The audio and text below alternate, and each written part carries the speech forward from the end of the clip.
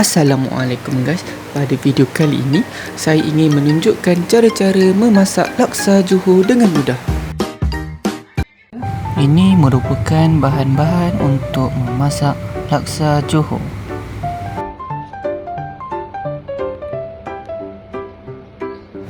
Bahan yang pertama adalah cili kering, lengkuas, santan, kerisik, kunyit, serai, halia, udang kering dan buah keras, ikan parang. Yang pertama, masukkan semua bahan tersebut dalam pengisar dan letak sedikit air dan kisar sehingga sebati. Dan masukkan ikan parang ke dalam pengisar.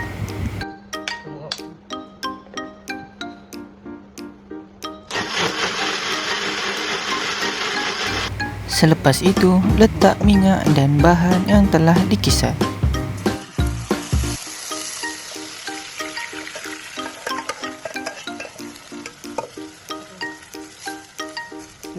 Masukkan serbuk kari ikan,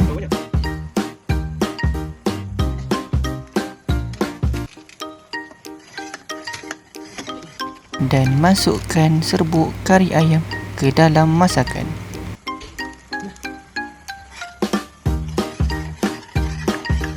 Selepas itu, kita campurkan ikan parang yang telah dikisar tadi ke dalam periuk masakan.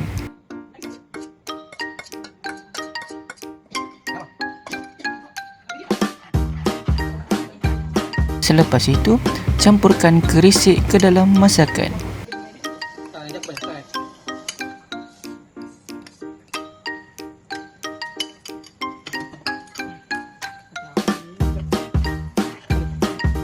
Seterusnya, kita akan masukkan santan kelapa ke dalam masakan.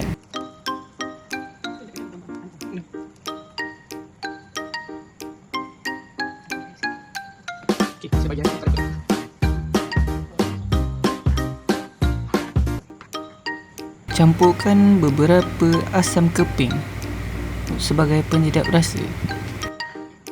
Keunikan laksa Johor adalah ia menggunakan spaghetti kasar dan merebus sehingga menjadi lembut.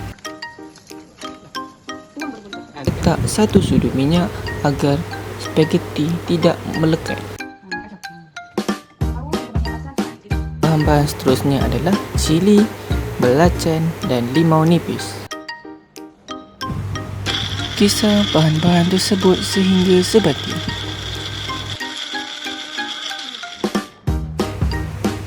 Keunikan laksa Johor adalah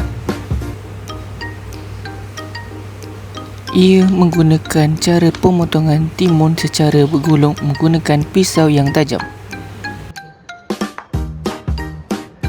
Selain timun, spaghetti juga sama digulungkan seperti berikut.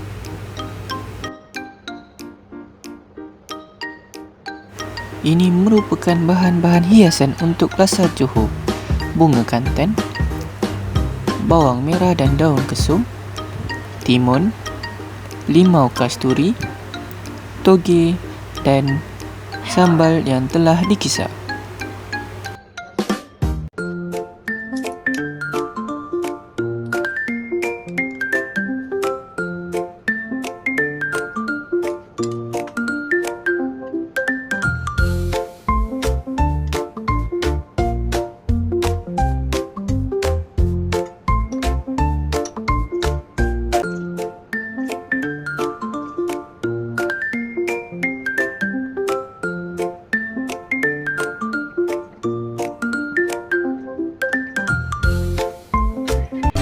Okey, itu sahaja daripada saya, cara-cara membuat laksa Johor.